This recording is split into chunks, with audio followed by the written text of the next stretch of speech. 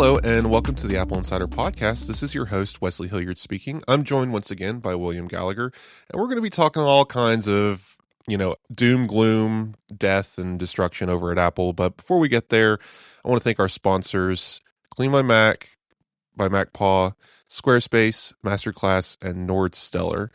If you don't want to hear about ads, there is an ad-free version of the show. You get it through Patreon or the premium version of our podcast in Apple Podcasts, and that gets you an ad-free experience and a bonus show at the end. It's usually anywhere between 20 minutes to an hour, depending on how much we have to say on the subject. But today we're going to be talking about the App Store. One of the topics of the show is going to be about how Epic's been kind of getting this free ride through this injunction that happened in the United States government and forcing Apple to basically collect nothing for external payments. Other countries are asking for that kind of stuff as well. So we're going to talk about, can Apple fix this whole dramatic situation, and how would they do that? And we're going to get into that in Apple Insider Plus. But first, there's a lot going on. William, how are you this week? Upset, miserable, confused, all of those things. Partly about most of the things we're going to talk about now, really, including, I'm going to say, Siri. And I have a sense, just from what we've said in the past, that I am vastly more disappointed by rumoured delays in this than you are. Because previously, you've been expecting the iPhone Fold to suddenly be pushed away. And I've been fearing Siri being pushed away. And now we're being told, that's it. Might come one day. I might be exaggerating there. Otherwise, very cheery. How are you?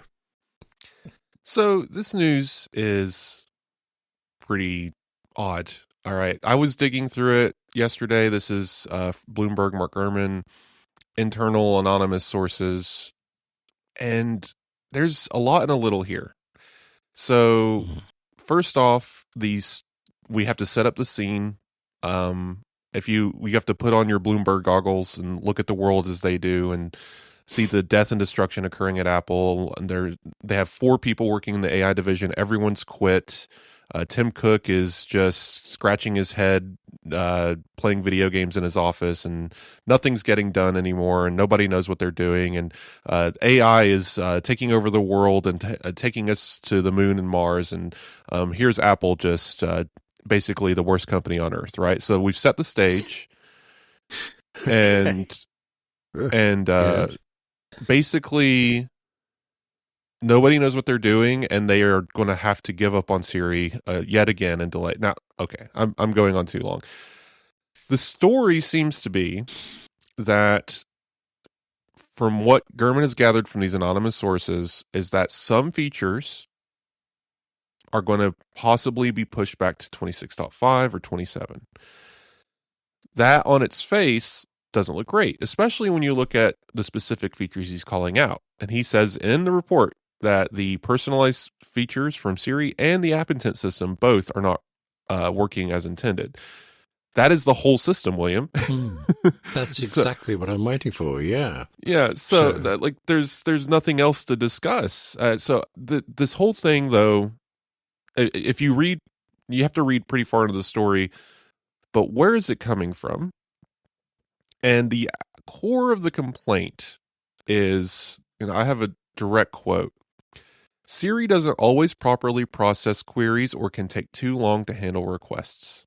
Here, though, is if you look at the time frames in question, and I found a few, maybe there's one that said yesterday, I don't know, but the frames that I found was, according to people interacting with the assistant in December or January, as recently as January. William, I don't know if you know this, but internal builds are tricky. They're full of bugs. They have a lot of flags turned on. The systems aren't really being stress tested properly because they're not public. They're calling to temporary, scaffolding built around a system, right? A lot of times Apple has to release something just so they can test it properly. So, first off, the internal conditions at Apple are being told to us by someone who clearly wants to leak something, who has an axe to grind. Whatever Gurman's source is, they're clearly unhappy. That, or they're getting told sunshine and rainbows, and it's going through this garbage filter and getting this doom and gloom at the other end. We don't know exactly what's happening. That's the problem with anonymous sources. But anyway, the point is, we have sources we can't confirm from people who possibly have an axe to grind with details that could be months old about a system that is in beta with no public confirmation from Apple. And every single thing, including other reports from this publication, say that iOS 26.4 is going to have the new systems. So which is it? And how can we take this with any real confidence as factual, as real? Now, I'm not saying they made this report up, but I have no doubt that a lot of this is probably actually happening, that they are having some difficulty getting these things implemented, but that's only because the technology itself is non-deterministic and finicky, and Apple works in a world of deterministic values. And so this technology is directly contradictory to what they do in the first place. So I can see how there's going to be some snags. But what I'm reading and what is being reported seems to be completely opposite worldviews. And that's what is so frustrating about these kinds of reports. Well, this is a roller coaster. I don't yet know whether to be relieved, although I feel like I can hope to be. But here's an example. Yeah. So one of the things he pointed out was the reason why we think there's going to be delayed features is that someone testing iOS 26.5 noted that there was a toggleable preview functionality for the personalization features. That's just a feature flag in beta testing. That is normal. Those feature flags are part of pre-built alphas throughout. In fact, AppleInsider reported on getting a hold of an iOS 26 internal release that had those feature flags available. They're toggles that go all the and some of them are like features for iOS 27, features for iOS 28. Like they're there because it gives the developer the chance to toggle those features and test them independently, or combine different features in different ways to see how they interact or conflict. So the presence of that toggle tells us nothing. It tells us nothing. My interpretation of this is, it's first off, it's not released. It's not public. Everything that's going to be testing these features is technically a toggleable feature flag until it releases. And it could just mean, at the worst case scenario, Apple's going to release this as a quote unquote beta feature, and it's going to have a beta flag on it even in the public release. But that doesn't mean it's not coming. So people can interpret this news however they want, and I've written it the way I intended to write it. It doesn't seem to actually indicate anything, especially since nothing was announced in the first place. So how do you delay anyway? It's so silly. But hang on, we have been promised, and I think it was Apple saying this, that we would have the new improved, aka fixed Siri. 2026. Thank you. Just 26. They didn't say when. Nope. Okay. Only a week ago, I was thinking it was getting further and further away, and this thing of, you said the same publication, Bloomberg has previously said basically everything's working. Some months ago, Apple was letting it known that everything's going fantastic. I think their line was better than we expected. I don't see a difference between them saying that and it's suddenly finding a fault, and Bloomberg reporting that a fault has been found. I want to agree. Yeah, there's a way to square this circle. So basically, what Apple has said, and you have to read everything they say specifically. They said that everything that we promised at WWDC in 2024 is coming, but way more advanced and way better than we ever imagined because of the work we've been doing. That is true. That doesn't speak to the condition of the internal testing or how well the implementation has gone. I mean, I'm pretty sure the first iPhone was not even really functional. I mean, the fact that the demo worked at all, they were sitting backstage crossing their fingers praying, and it was an absolute miracle that it finished without everything just catching on fire. This stuff happens. More than crossing their fingers, they were the end user said they were drinking whiskey. Everybody had a shot when their bit had worked. Yeah. So, yeah. Okay. Yeah, so that's what I'm saying. This is not abnormal. Now, why? And this is a larger discussion, and I don't want to beat up on anyone in particular, but this is sadly the repeat conversation about Apple a lot of times from this publication, because they are the ones who consistently report this absolute like upheaval within Apple, and we never really see evidence of that. They just had their best quarter ever. The iPhone is more popular than ever. 1 in 4 smartphones on the planet Earth is an iPhone. True. iOS 26 is being adopted at a normal rate. But if you were to read only this publication and only them, it would sound like that they were going to go out of business any day. So why is there this dichotomy in coverage? Well, look at what the stock market did when this article was published at 3 p.m. Apple's stock dropped multiple points just before closing, even though it was having a fairly positive day otherwise. That is not by accident, right? Bloomberg, at least as of information that we are aware of that was accurate, obtained in 2013, right? So that was a while ago, but I don't see why they would suddenly change their ways, and if they had changed their ways, why it wouldn't have been shared publicly in some way. But we know that Bloomberg has incentivized their reporters, including their tech reporters, that their bonuses are determined by how much the stock market moves when they hit publish. And that is why they hit publish, and within a half an hour, you can refresh the article, and there will be a new snippet added. Apple's stock moved so many points upon the publication of this piece. Okay. Bloomberg also sells access to their Bloomberg terminal for an ungodly amount of money, so you can get their articles seconds before everyone else, so you can go buy or sell stock, knowing that the purpose of their articles is to move the stock market as much as possible. So I, once again, ask everyone listening, it's not that the information is fake or made up or wrong, but you have to read Bloomberg with that knowledge, knowing that they're going to color the information. Because I don't care if you're like this priest or whatever of unbiased whatever, you're going to be influenced by that concept. You're going to know anyway. That I don't want to get into it. It's just this report, I wanted to say more in the piece, but I wanted to keep my tone even. So it's just so clearly, right? The information that was provided, this is, if we strip away the whole conversation and doom and gloom and murder, this is the story that was actually given to them from what I can tell. Hey, I'm an internal person at Apple, and as of December, people were seeing long return times with the new assistant.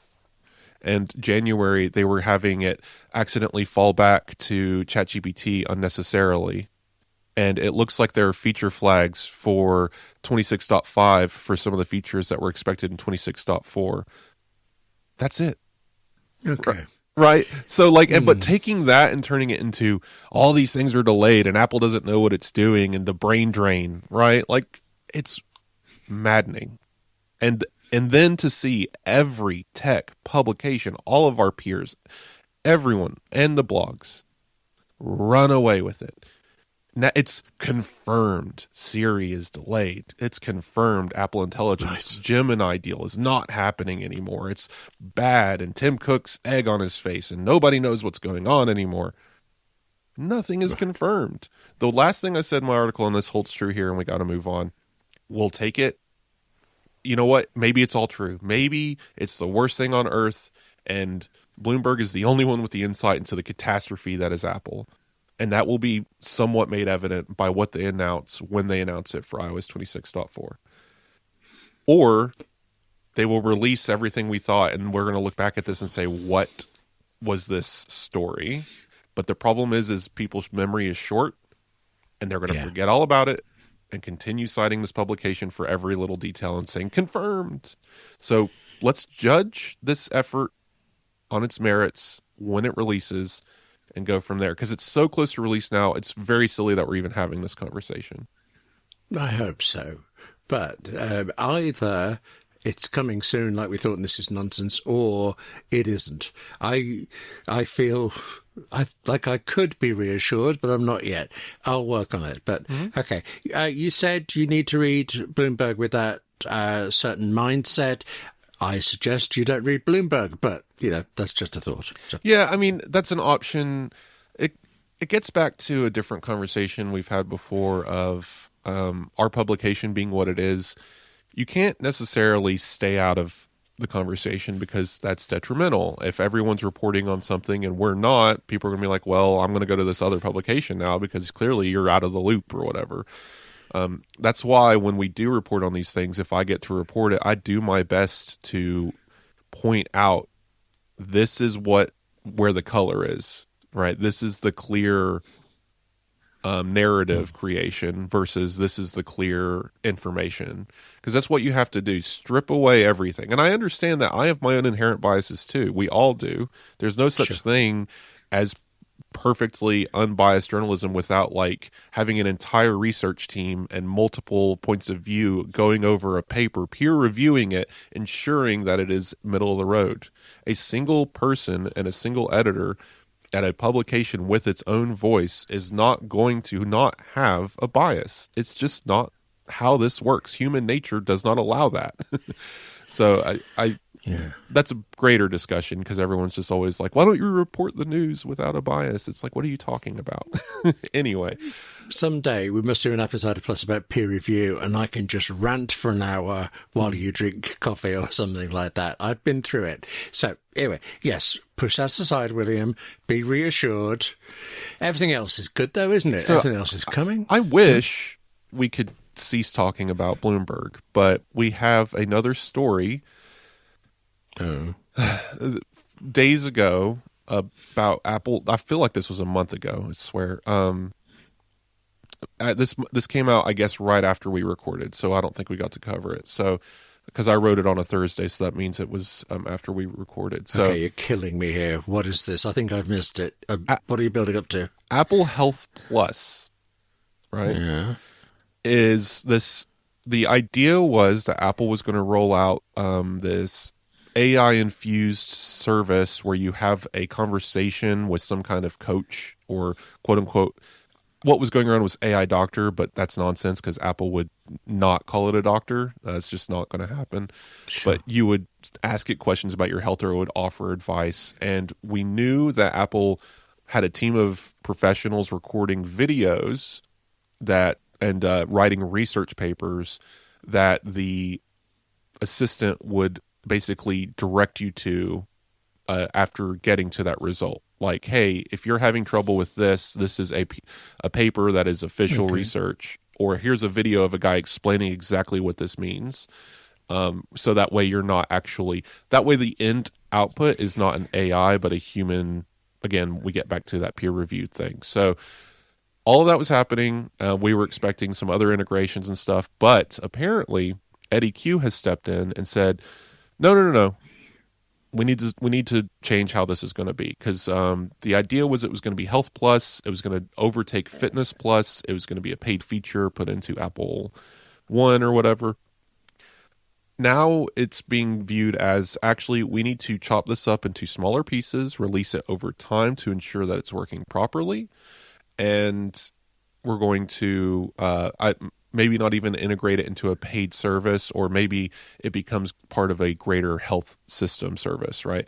And I actually wrote a piece on my blog pontificating, well, I think Health Plus is a bad name. Fitness Plus is also kind of a bad name. But if we're combining the two systems together, why not Apple Wellness Plus that has this wider overview of the entire health ecosystem? And I thought this was an interesting move by Q. And I think that this is actually smart considering the terrible press that ChatGPT has gotten around its health integration and how if you keep asking it over and over again for a wellness assessment, it will give you different results every time because it's non-deterministic, and that's how these things work. So I think Apple's initiatives had some merit, and I think that we're going to, like, it's still going to roll out. It's just not going to come out as a giant package that you pay for. Apple's apparently pulling that back and releasing it over time. Okay, that's interesting, but I'm far less concerned about delays. Maybe that speaks to my general level of fitness and health, but let's not go there, William. Okay, so still thinking about Siri. Well, I mean, if you read the source story from Bloomberg, it's everyone's dead and nothing's good and happy. No, okay. Well, it's just another one of those things of like, clearly Apple doesn't know what they're doing, and it's so frustrating. It really is, because what I just said was the story. They're reassessing how to release this unreleased product that they haven't announced, and it's just like failure and doom and brain drain, and it's just all that same garbage again, and I'm just so confused by it. We don't need to go on that tangent again, but my point is, I think an Apple, so Tim Cook, everyone's like, ooh, Apple Car was a failure, and that was going to be his legacy, or Vision Pro is a failure, that was going to be his legacy. Once again, I'm so tired of that word. Just hush. So finally, what Tim Cook's real legacy is, and what he's made clear since about, 2014, is health. He has fundamentally turned Apple into a health company over the last decade. And Apple Watch is at the center of it. Fitness Plus is a part of it. I think that Apple increasingly getting involved passively, at the very least, in people's health lives will allow Apple to become a more intimate and integral part of everyone's lives, especially if we get to blood glucose monitoring. But what's really interesting here, though, is the facets that you can attach this to as well. Right. There can be, Apple could have an official, like they have an Apple News podcast. They could have an Apple Health podcast, right? Offering different, tips and interviews and stuff with people. They could offer, sleep tones in Apple Music. They already have that, but like they could bring it under the umbrella of this new like wellness platform. We also heard about Apple wanting to get into directly logging meals through the health app. And I think that would be interesting with visual intelligence, where you summon visual intelligence, take a picture of a plate of food, and it automatically puts it into Apple Health for you.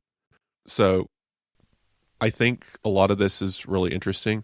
Apple could have cooking programs, right, that promotes healthy eating.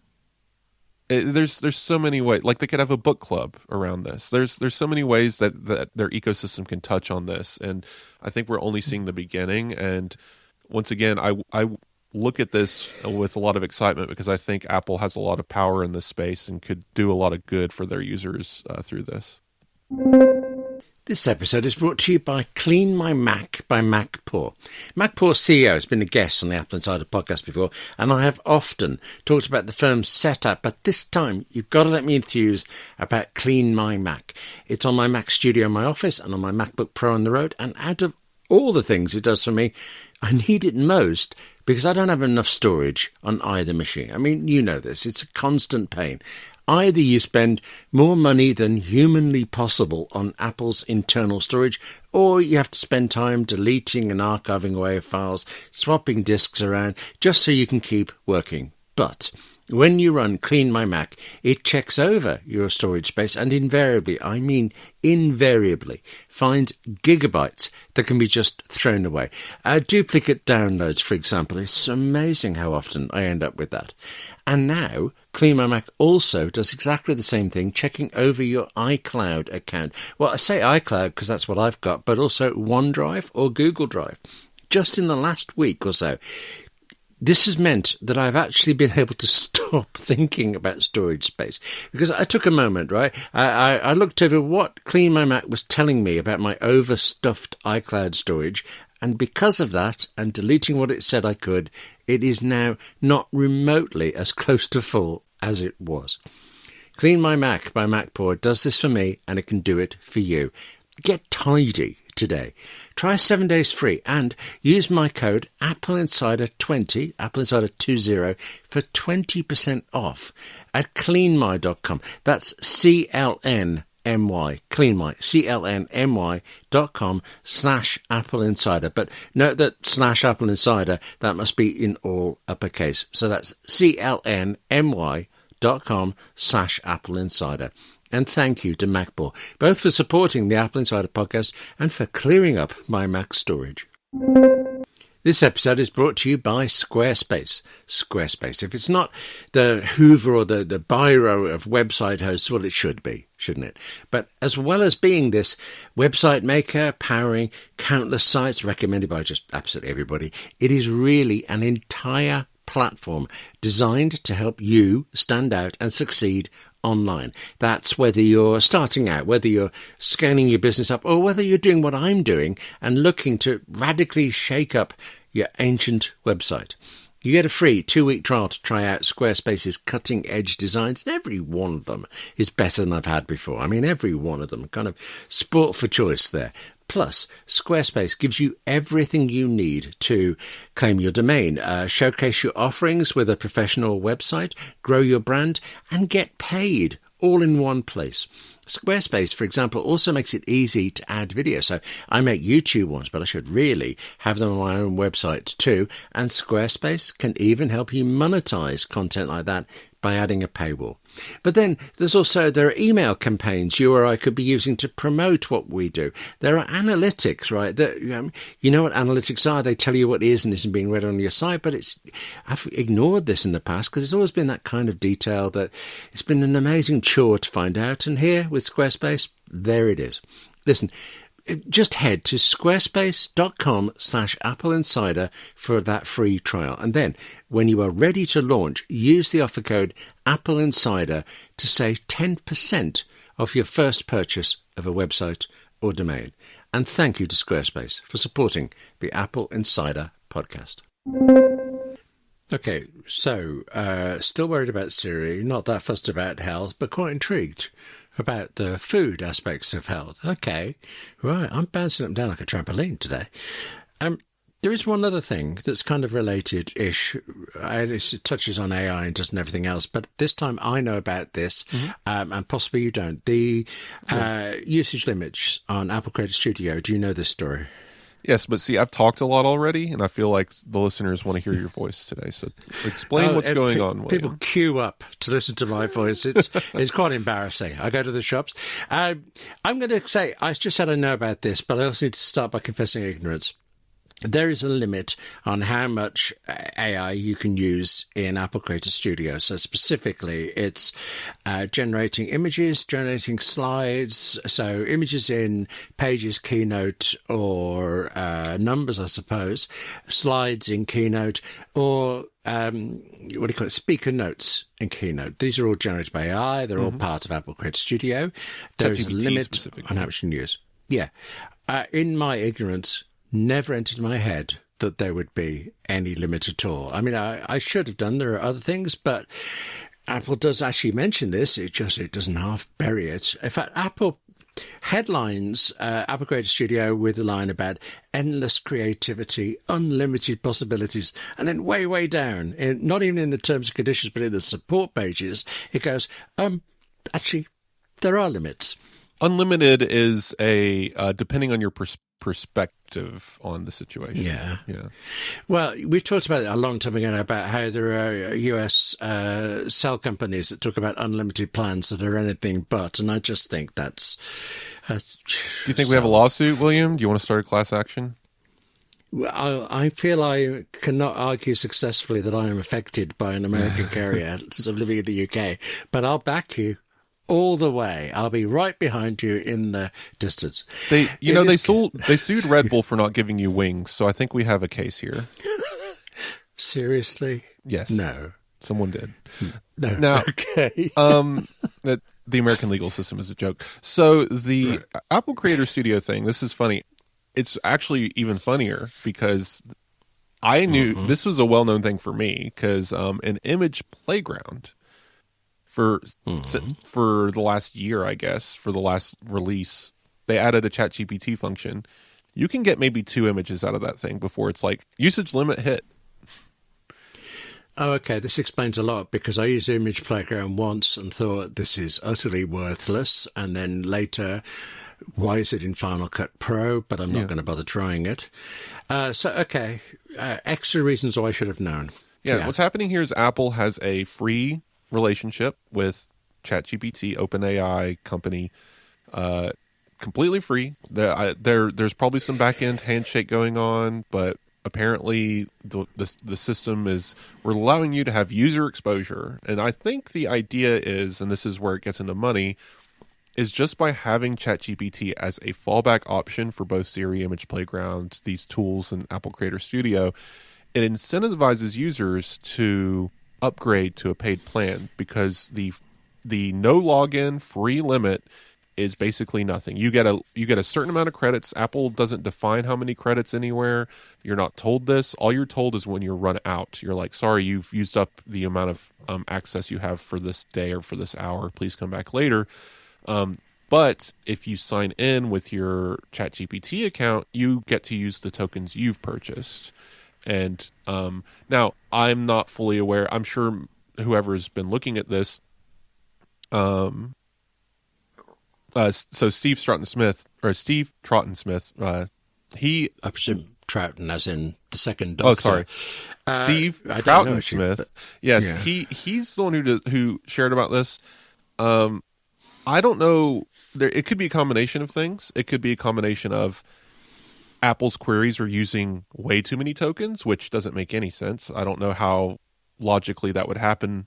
Like if you did the same task without Apple's interface, like if you went directly to them, would it use less tokens? But why would, like, again, logically that doesn't make sense. Or is it just that the amount of tokens you get is so small, even compared to like the free plan when you're directly interfacing with ChatGPT, it's very limiting. But yes, I do think this is an incentive structure to pay ChatGPT. I can see that, except I actually, as I was running the story, I tried it out. The issue for me, apart from my total ignorance that there were any limits at all, there is actually a way to check how much you've used. And I used this to see. I created one image. In fact, if you look at the AppleInsider.com article, you can see that what I actually created, I asked for an image of the TARDIS in a field of bananas, and who knows why, but it did it, and it took 5% of my usage for the whole of Apple Creator Studio. Now, Apple, you said it doesn't mention tokens because it never does things like that. It never says battery measurements. It just gives usage examples. In this case, Apple explicitly says that at a minimum, you should be able to generate 50 images. Now, I did this one for 5%. So really, I could do, I can't do the maths, 25 maximum, 20 maximum. So that's substantially less. And the argument over here is, well, there are all sorts of things going on. This has to be a bug. I hope so, but there's also the marketing's wrong because Apple says, in that unlimited list of at a minimum, it says you can create 50 presentations with up to 10 slides each, so that's 500 slides, but it will also do presenter notes for 700 slides, so it'll do 200 more than you've got. Asterisk, only if you use size 12 font, no images, I don't know. This is just one of those things that it's, again, because it's a workaround in a system waiting for Apple to release its actual product, it's going to have a lot of weird stuff. I think this does sound like it's unintentional and should be fixable. True. But it's also kind of, who cares? Because we're about to, theoretically, Apple Intelligence is getting the Gemini version, like, it's Apple Foundation models that are now retrained, renewed, better, that has some help from Gemini, right? That's all going to release soon. And theoretically, you won't need access to ChatGPT anymore to perform these fairly straightforward tasks. Your on-device and private cloud compute versions of this new model should be more than enough. And I'm sure Apple can't give, its 2.5 billion active devices, or I don't know how many are Apple Intelligence, but some very significant portion. they can't just give it to them for free forever because that would be insane. So I'm sure there will still be some sort of limitation, but because Apple's fully in control, if you're calling to private cloud compute, you're going to probably run into a usage limit somewhere. But if you're on device, it's infinite until your battery dies. So I think that will become very interesting very fast. Like, how good are these on-device models? And like, if you're on a Mac with a bunch of RAM and Apple's running that new model, like there's models you can download right now that can generate images like you described without needing to contact a server, right? So we're getting Well, I there. need to throw in that actually, well, at least in theory, we are paying for this because, at least in theory, we're paying a subscription for Apple Creator Studio. I think Sure. we're still at the stage where everyone's on the trial version and things. So I wondered about that. I didn't appreciate that difference, how things could change with Gemini. And one of the reasons I looked into this at all was actually in the last few weeks, I can't remember when he said it, talking about Image Playground, you mentioned that image generation in Apple Creator Studio and things, the apps within that were significantly better. So I tried it and actually, Image Playground still seems like a joke, but I was really impressed with what I came up with in Pages in Apple Creator Studio. Yeah. So and I could suddenly see me using it more than I ever imagined. And it's still kind of this weird place where if you're falling back on ChatGPT or using their models through Image Playground, obviously that's going to be better. Apple's Image Playground model, though, like its sketch and animation is better, but it's still, ugly and terrible and virtually useless. But and generative AI in general is like ethically questionable in so many different directions. I'm very curious what this looks like when we get the newer model and how easy it's going to be to manipulate it into making a Pokemon or something. Like I there's noticed this that TARDIS is a copyright image and that they did it. But No, also, ChatGPT I used to did, think, yes.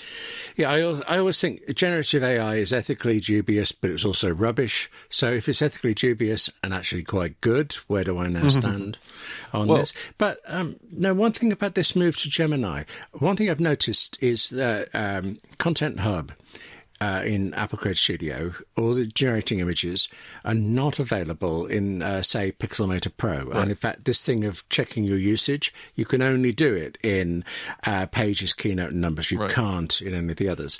Do you think that's going to change when Gemini gets involved? Well, I want to be clear once again, because I know this is annoying and confusing, but semantics. But it is still not Gemini going to be running on your devices or in Apple's models. It's still Apple's foundation models. But I know what you're saying. I just wanted to be clear that we're still talking about Apple foundation models. It's just the new version of that. I believe internally it's referred to as Apple Foundation Models version 10 is what's about to come out, and the one expected in iOS 27 is version 11. So if we want to be distinct, I think we're currently on version 9, I suppose, if logically. But anyway, yes, I do think that we will see more of that kind of stuff in Logic, Final Cut, and Pixelmator Pro. Yeah. But right now, because of its limitations, I mean, Pixelmator Pro being what it is, I could see saying, generate me a animated drawing of a rose that is has a transparent background facing a 45-degree angle without a stem, and it makes that for you so you can add that, to your image, right? Like I can see having that capability included, but also, again, getting back to generative properties and like Pages, Keynote, and Numbers. Those are primarily used now. Again, I know Pages can lead to a book or, whatever, but like Pages is kind of like generating a report more than it is generating something that you can sell to make money.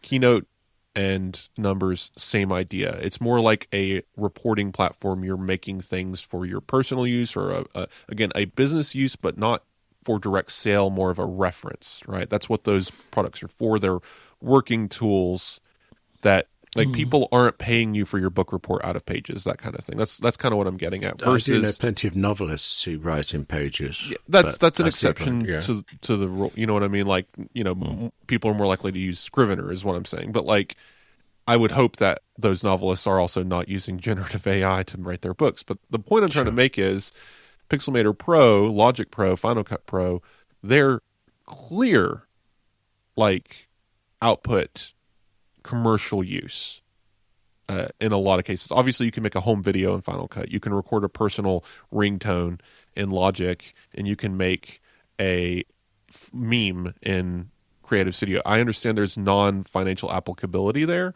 but those are primarily tools that have the ability to be used for commercial purposes, and I feel like that might be a step too far, or maybe it's just not ready yet. We'll see what Apple does here, especially when we're talking about Apple Foundation models. Can they explain to us that they are trying to take an ethical approach? Maybe they can somehow ease people's concerns by saying, hey, this image generation model is only able to create images because we trained it exclusively on paid content and what is it called? Freely available like stuff, right? Like, and even then that probably won't satisfy people, but I want Apple to make this make sense, or if they just release it and say, here you go, without really explaining where the model got its content from, then you can probably assume there's that it's an ethical mess underneath there. But I'm curious how they'll handle this. Yeah.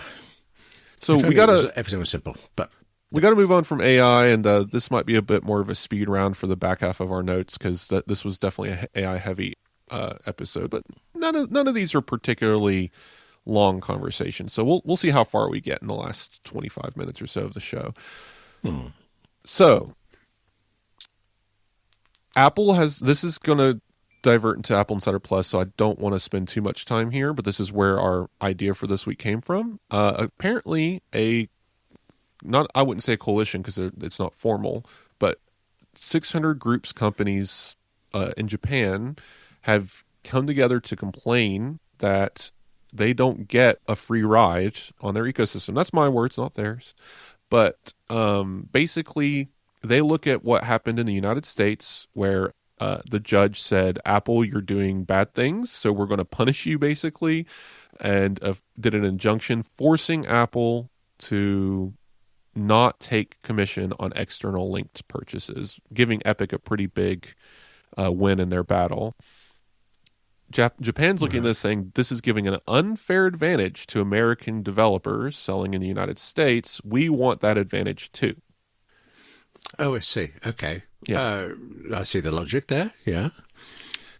The thing is this injunction is under debate. It's being challenged, and it's also a different court has stepped in and said it's outside the scope of the original. I forget the words. Laws have so many words, but it's outside the original demands for Apple. That in the original ruling, Apple was told that it could charge a commission. It's just so the injunctions saying that they can't take a commission is a direct opposition to that. So there's a lot of questionable legal nonsense going on here. So Japan's developers saying, hey, we want this too. It's a little premature given that it's not legally viable, and it's most likely not going to stick around. But anyway, this brings up the larger topic of just what does Apple owe developers? What do developers owe Apple? And what do regulators understand and not understand about this situation? And I think it's a convoluted mess. Every day there's a new country stepping up and saying, Apple, we want what you're doing in the EU here too. And then there's this big battle.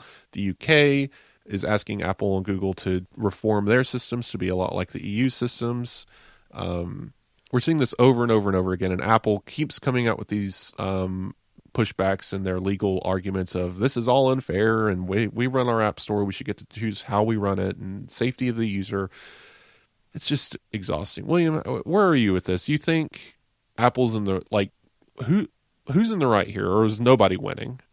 The thing is, I remember when software was hundreds of pounds per app, and when you would go into certain stores and you'd see them there, and the store took 30% at least, the transport, the logistics, the packaging. If a developer got away with 20% of the retail price, that was good. And so in comparison, this is nonsense. Apple gives you so much. I mean, big Apple improvement. does worldwide tax things, which is a massive thing for any small developer to do. So I think a free ride is completely unfair. And actually, I have no problem with the 30%. You've argued before that maybe it should be less, and I hear you, but I'm all right with it. I don't think 30% is the wrong number. I just think it's wrong as a universal number. I think this, especially the size it's gotten, and I think this applies to as even a decade ago, like 2015, 2016, Apple should have already been coming up with a new, more modern system. And this is what we're going to get into in AppleInsider Plus. So I don't want to say any more. You guys listen to the after show. Just wanted to share that this was happening. Nothing's changed. It's just they filed a complaint. We wrote about it. I thought it was an interesting story, and it's what's promoting our after show content. So stick around for that. This episode of the Apple Insider Podcast is brought to you by Masterclass, my absolute favourite online learning. I was going to say class, but that never seems quite the right word. Experience. Let's go with that. Masterclass, it's this experience. It has online lessons in video, and there's downloadable further content, and every bit I've tried of it is just superb. But what makes me just delighted actually to get to talk to you about it is that Masterclass feels like having a personal conversation in which the very best people you could imagine are telling you everything they know. Jodie Foster, Aaron Sorkin, James Cameron, Amy Poehler, or maybe there are others who, they're equally at the top of their field, but that field, requires a little bit more security. So there are FBI profilers, there are hostage negotiators. Dive into Masterclass, right, and you immediately find classes that are very clearly right for your field across, writing in my case, but also technology, just everything. But then, since Masterclass is one subscription that gets you everything, you can take a sideways step and try out other classes. Those negotiation ones, for example, or Amy Poehler's about improv, they're really about life skills. Masterclass is a single subscription starting at $10 a month. And so with that, you get absolutely everything. All of these expert instructors across 11 categories in technology and science and business and right. Look, you can tell I'm keen. Masterclass is this one single subscription. And right now, our listeners get an additional 15% off any annual membership at masterclass.com/AppleInsider15. That's 15% off at masterclass.com/AppleInsider15. And thanks to Masterclass, both for supporting the Apple Insider Podcast and for all just the huge fun I've had learning from it. This episode is brought to you by NordStellar. NordStellar is from the makers of NordVPN, and it's made to help entire businesses of any size. It's a whole threat exposure management platform, which means it detects cyber threats against your company and it helps you take control before those escalate. NordStellar monitors the dark web, searching for targeted attacks against your firm or your brand or your executives. And for those executives, for C-level managers, it provides faster detection and prioritization. It offers real-time visibility of risks, and it also strengthens your firm's compliance posture.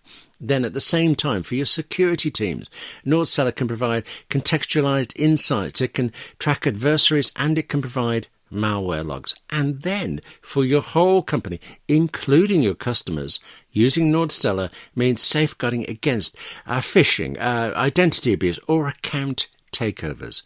Because NordStellar is about proactive protection. Do not wait until your company's data is already out there for sale on the dark web. Protect your business today with NordStellar. NordStellar has flexible plans that scale with your business, and you can get an exclusive offer. Unlock a 10% discount on NordStellar with the coupon code NordAppleInsider-10-NordStellar. Yeah, just mention it to NordStellar. And thank you to Nordstella for supporting the Apple Insider Podcast. Moving on, last week I might have mentioned this in the show, but it's now published. I wrote a story about my continuing frustration with Apple Music's not, again, 10 out of 10 app, love the service, not really complaining on any of those fronts. But if you decide that you want to check out the latest Pokemon Jazz rendition that has popped up in your recommendations at the top of the list because it knows that you've added that person to a playlist before, and you click play, you will now get recommended various soundtrack things and jazz renditions and things that are tasteful and fine, but for the rest of time. And you open your new music mix and your carefully curated algorithm of alternative and R&B and rap and rock and stuff like that.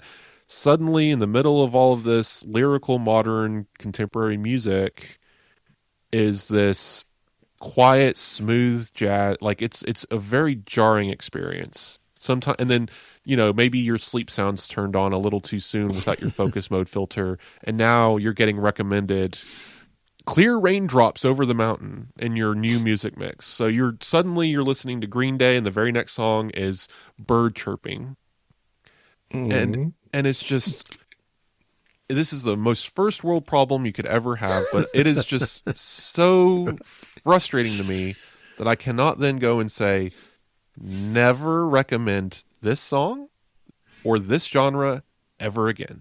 Just period. I get this on YouTube, actually. It's a running gag with us here. I watch a lot of YouTube on Apple TV in the room, and the top line on the Apple TV app is recommended users, and you can change that. One of us will just try. I looked up tractors the other day for no reason to see if that would ripple all the way through, and actually, for once, it didn't, but it's you can always see which of us has been watching later, and I find that funny, and it turns up different things. But I have, you said you liked Apple Music, and I have an absolutely major complaint I discovered this week, which is that my favourite Michelle Shock songs are not on it. This is not good enough, Apple. Okay, that I'm bothered about. Can you go to iTunes and buy them? Yes, I know why I'm less bothered by this, because back when it was just iTunes, I remember being on shuffle and going from Dar Williams or Suzanne Vega and crashing into Act 3, Scene 2 of Radio 4 dramatisation of Hamlet and stuff. So I was used to the jar, and I think Apple seems...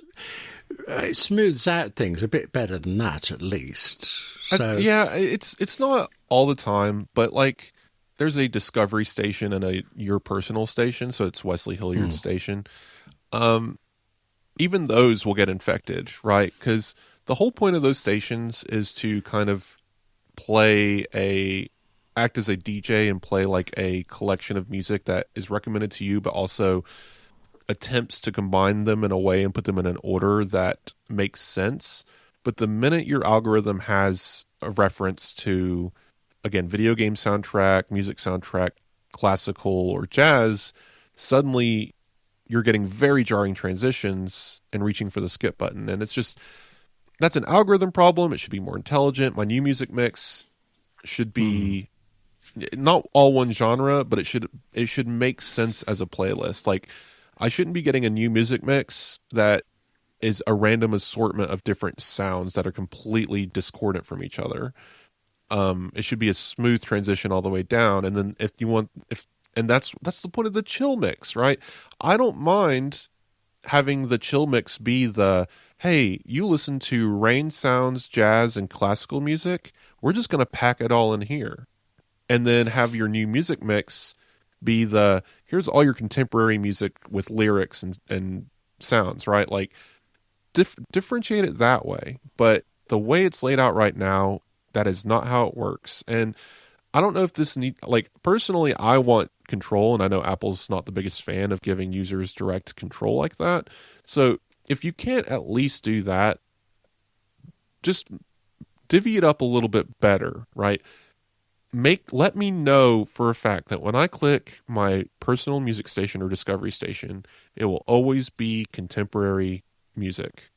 And then make a new station called Your Chill Mix Station or whatever, and let that one be non-vocals all the way through. And let the chill playlist always be non-vocal music and classical music, right? Or let there be a classical music station recommended to you. I think that would be awesome too. That would be amazing, actually. But I know, William. But the thing is, No. I'm just thinking there used to be a workaround for this, and I have no idea if it still works, as I never tried it anyway. But that you could rate certain things as 0 stars and others as 5. Stars don't affect your algorithm at all. Oh, right. They're just They're for fun. you. And you can sort it. Okay. If you go into Apple Music, you can sort them by star rating. That's still there. I could never be bothered. I like something or I don't. But I don't think. Okay. You can't do stars on mobile. I think it's only on the desktop app. But on Apple Music, though, you can say favorite it, add it to your library, or suggest less. A thumbs down button. Thumbs down does nothing, though. It just it's a negative, like, nudge towards that song, Right. but it doesn't stop it from playing ever again, right? I never want to see Drake pop up in my playlist ever for any reason whatsoever. There is not a button anywhere in Apple Music that says I delete Drake. There's no delete. You know what, Apple? We'll meet in the middle. Give me a delete Drake button. We're good. Did you notice that recently the Favourites mix vanished and was renamed the Essentials mix? Just in the last couple of months. Have you come across that yet? So I honestly, Your Essentials. I didn't notice the name change, but the color's the same. So I just registered that was still my favorites list, but I didn't recognize that the name had changed. The reason I found it though is I will ask Siri to play my favourites mix, and it would come back saying playing your favourites mix from October 2020. I was like, why? Because apparently in October 2020 I really liked that week's favourites list, and I copied it into another playlist. But yeah, actually I still like my taste from 6 years ago. So you can add, and I recommend everyone do this, Apple's made for you playlists. Add them to your library and they get automatically updated just like any other curated playlist does. And you can also add your yearly playlists, your replays, and your all-time playlist. Add those to your library. I think that's important. You don't. You can keep the setting off. This is what I do. I don't, because you can make it so it automatically adds all music in your playlist to your library, which no, I don't want that. But you can add your playlist without adding the songs, and then when you play the playlist, you can then add the songs. I've actually been doing this thing since the beginning of the year. I've been going down my artists list alphabetically and viewing what albums I have of them. And first off, if I've never heard of them before and don't even remember why I added them, I just delete them. I might give them a listen. Like I'll give them a cursory listen to be like, what is this? Do I remember this? And then if it's like, oh, this is just some, like I was in the mood for this song and now I can tell you that like I don't care. So I'll delete them from my library. If it's a single, I've been deleting those as well. Just trying to clear some clutter. Not that I hate singles, but if it's in an album, I would prefer to have the album. So what I've been doing is I've been going through each artist, checking for incomplete albums, listening to the album in full, seeing if I even like it. And if I'm enjoying the album, I'll add the entire album and then favorite my favorite songs in it. And that way, each artist essentially is basically only albums, maybe EPs, but just albums, all the way through. And I've made it down to, I think, H so far in the alphabet. It's going to take a while. I have a lot of artists, but it's letting me clear it up. I think it's helping me steer my algorithm. I don't know if it's doing anything, but I like the idea of that kind of digital cleanup. And there's so many places, like I've never used the artist list before because it's kind of useless in its original form of here's just a random amalgamation of singles and things that you favorited. Like one song from this album is in your library. Like I'm trying to treat it a little bit more like I have a record collection, and it's been interesting so far. I think I might be I promise there's a relevance here. Let me get to this very quickly. I've, for God knows how long, I've had a Discoveries playlist, and the definition of Discoveries is a song I'd never heard of before that I became really obsessed with for at least a couple of days that goes in, and I never let myself remove them. And I just checked, I have 271 songs in there, 18 hours or so, and I love all of it. But the most of the time I love it is when I'm driving, and I will ask Siri to add something to my Discoveries playlist, or I will ask it to play the Discoveries playlist. The first time you ask, Siri goes, I can't find such a playlist. Do you want to create one? Or it plays you music that, I don't know, maybe the record label has Discoveries in them. It's nothing obvious. The second time you say exactly the same thing, Siri works. And this comes back to I could cry at how Siri is worse than it used to be. And this feeds into my disappointment whenever I hear the improvement is delayed or so. I'm going to grumble about this quietly. You don't need to listen to it. Mm-hmm. Okay. Mm. So we've got about 5 minutes to set a timer for this topic. It's going to be Controversy Corner. We were going to discuss some Discord stuff. Look, Discord is a app that lets people discuss video games, was the original purpose, but now it's more of a social platform. Very popular with younger adults and teens. They're doing this age verification thing where every user is now treated as a teen by default, and they've confirmed that they're doing age verification through third parties, and they're going to discard all of your information upon confirming you're an adult. They're just using your ID or face video to mark you as one. It's all very bad and stupid. Apple has an API that would let you verify users' age ranges, but they're not using that for some reason.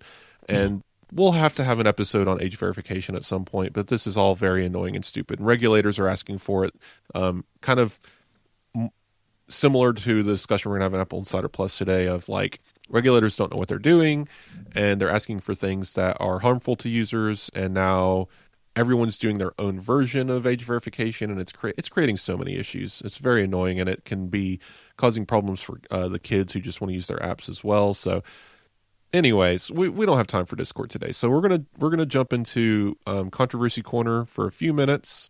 So if you don't like that, plug your ears, hit skip. Because again, I understand that we're tired of hearing the world being bad and sad and whatever.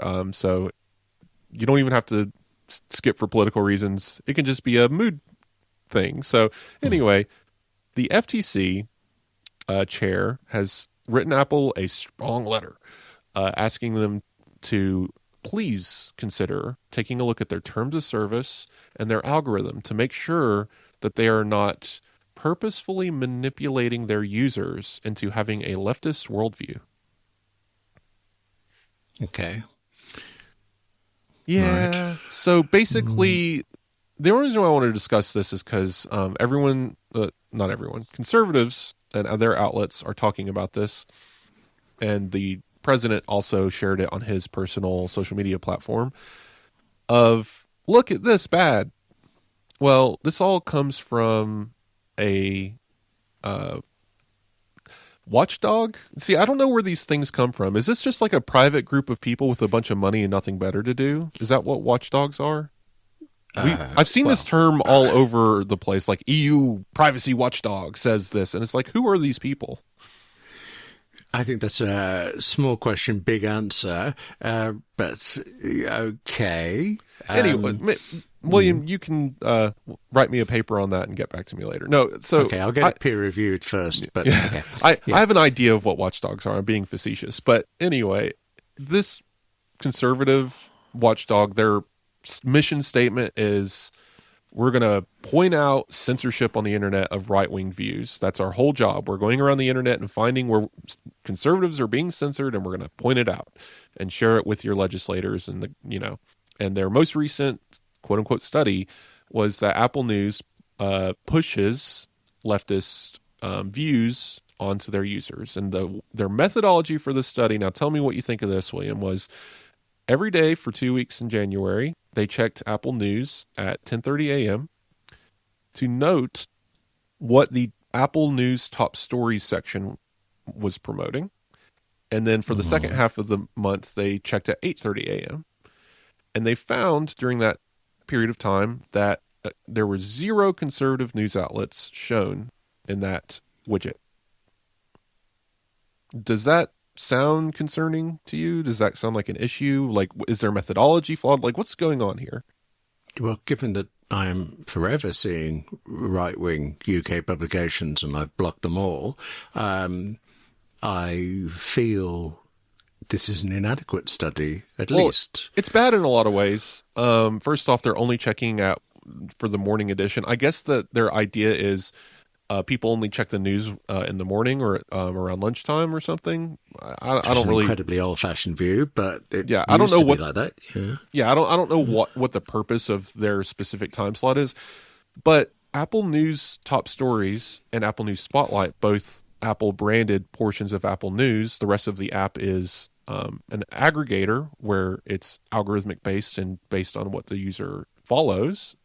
So there's actually very little editorial content. It is prominently displayed. The first thing you see when you open Apple News and go to the Today tab is Apple News Top Stories. So that is fair. I believe Apple has an independent editorial group at the company that runs the editorial side of Apple stuff, like Apple News Today podcast, the editorials written for Apple, or the App Store, stuff like that.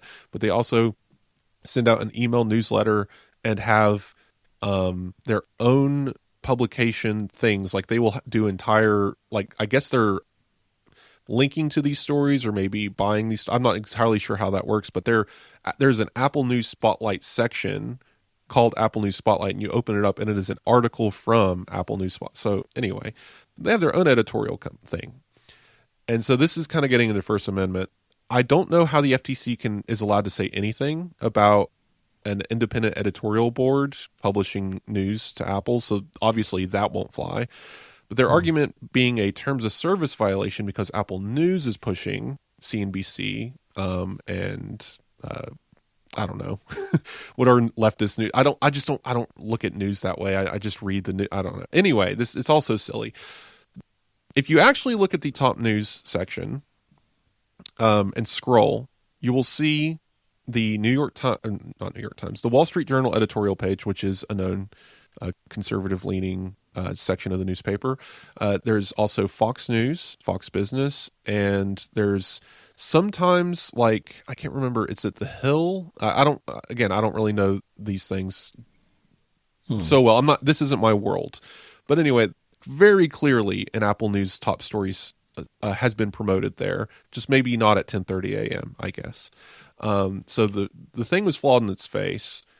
Clearly, Apple isn't just promoting leftist views. They have many centrist view accounts, left-leaning, right-leaning.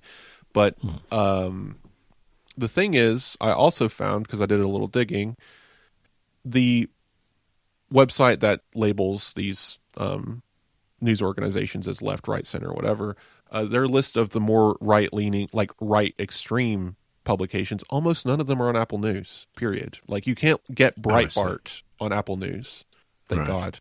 So, but this study pointed out we were looking for things like Fox News, Breitbart, XYZ, and almost everything they listed was not even in Apple News. But isn't that an argument that Apple censored them at source? No, because that's just those companies aren't publishing in Apple News. Apple News isn't gathering. I don't know how people know this. You have to choose to put things in Apple News. It is not an RSS feed. It isn't gathering every piece of information from the web. You're presuming that these publishers have chosen not to try this, but it could be that they did and Apple said no, although I imagine we'd hear about it if that was the case. That's an unknown. My understanding is they just aren't on Apple News, because I feel like that would be a very obvious story. We would have heard about that. We would have written about that, because like they would have complained. We tried to publish Apple News and they took us down. Free speech, right? So and there are right-leaning things. Like there's some pretty nasty ones in there that when I was researching this. So it's not like Apple doesn't allow these platforms to exist there. They're just not publishing there. Predominantly, left-leaning news outlets use Apple News. It's a popular news aggregator. It's a default app on the iPhone. People use it. I was checking my emoji game listing, and I am ranked like 16,000. People apparently use this thing. Games, Apple News, only in America. Thanks. But, so my point is it's all very frustrating and silly. And now people are like, look, Tim Cook failed to woo Trump again. He's going to have to wave another $100 billion in the air to make this go away.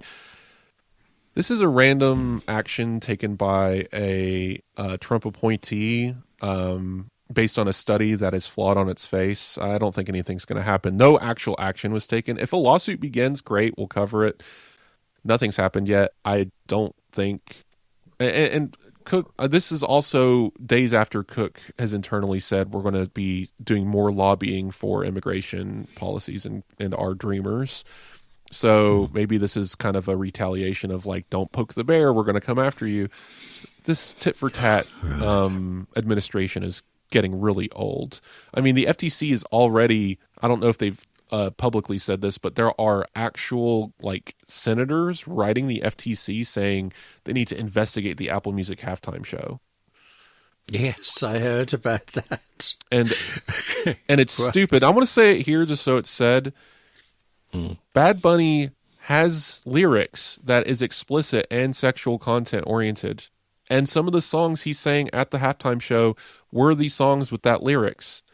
But like other halftime performers who also have those kinds of songs, he did not sing those portions of those songs during the halftime show.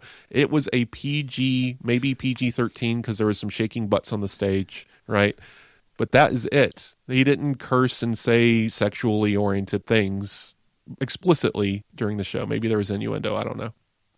And so it's very funny that they're like, we need to investigate them for violating FTC guidelines and during a cable television broadcast for families, they, whatever. Like it's such garbage. It's clearly targeted, but from an American citizen performing at the Super Bowl, I mean, they didn't go after all those performers from Canada when we had them coming over here. But anyway, Finally, we're out of Controversy Corner. I can't talk about this anymore. My blood pressure is going up. So, right. Yeah. Closing up the show because we have now officially hit the 1 hour mark, and William is shaking his fists at me. So, me? I'm getting a little hungry, but that's my problem. We've just had an air fryer delivered, and shortly before we started talking, I downloaded the app for it, and I am dying to try the app, possibly more than the air fryer. But, wasn't going to mention any of that. You dragged it out of me. You were saying... I'm also hungry. So I mentioned earlier in the show, there are indications that Apple has 1 in 4 smartphones on Earth, basically. That's pretty crazy. Considering that, my question for you on this topic is, do you miss Apple being the underdog? How do you feel about Apple as a dominant player, a market leader? Oh, funny six. I remember thinking during 80s, 90s when I first started working on magazines, in the magazines, we knew Macs were what you needed, but around it, people were going, don't know why you're doing that, and Quark Express pulled out and all these things. These days, Apple, yes, it's comparatively dominant, but I get quite a bit of criticism from people who are much more Android and PC fans for it. Why are you spending all that money, or the old arguments for it? And I think that's because Macs and particularly iPhones are not as common here as Android is. Plus, I work with a lot of gamers. Actually, you're a gamer, and you don't complain about the Mac being rubbish because it doesn't play games. But they do. I see your point. Okay. Yeah. I wouldn't buy a Windows computer either because I don't want to be within 20 feet of one. But so why put yourself through it? No, right. I've been there. But hang on, isn't there a statistical question here? 1 in 4 are smartphones, but the other 3 in 4. Are they all sorts of different? Are they not just all Android? Yeah, well, yeah, I mean, if you're talking iOS, Android, that is the case. iOS is still the clear minority globally and in the US. Now, US, it's a little bit closer to 50-50. I think Apple's somewhere in the 40s percentage-wise. Maybe, I think it's sometimes gotten close to, if not crossed that 50% line, and we've reported on it, but it's still like at that line. Globally, it's more in the 20s. Samsung is next in line, a little higher, like 27% versus Apple's like 25% or so. But then it's just hundreds of different other vendors, all running Android after that. Android's a very big pot. So it's interesting. It's not that Apple is the majority or anything. They're not 50% of the market, and they don't have, they're a duopoly in the fact that it's iOS and Android, but there's still a big minority in that duopoly. So I think regulatory wise, they still have an advantage in some places, a disadvantage in others. It's interesting though, because they continue to grow, even with Spotify. I think in the United States, Apple's made significant ground with Apple Music. Their Apple Music halftime show was the top watched Super Bowl. I think like it's up there on the list. Since Apple Music took over the Super Bowl, they've broken viewership records each year consecutively, and this one broke yet another viewership record. And it's drawing people to the platform because Apple Music is, not only just promoting the Super Bowl, but hosting interviews and all of these playlists and content, and making it really easy for people to get involved. So it's grown quite a bit, whereas Spotify has kind of stagnated. They've infected every phone they can with their free service, and they've gotten every dollar they can from their premium service. That's why, again, they're struggling to make money because they've milked it for what it's worth. Like, I believe they're pivoting to... I saw something the other day they're offering that's insane. Books can be bought through Spotify, yes. Yeah, like, it's stupid. I don't understand. Just stop it. Anyway, Spotify is still vast majority around the world. But in the U.S., Apple is creeping up there. They're not quite half. It's more like 40% maybe.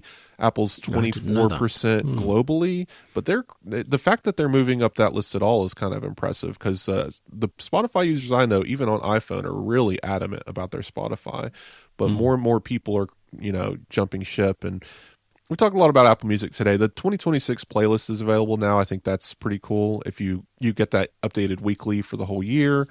So you can go to your Apple Music app and get that now. I always like seeing how that's developing over the year as well. Yes. But we're going to close up and get to the Apple Insider Plus. So first, before we do, you can leave a review on Apple Podcast. We'll read it here.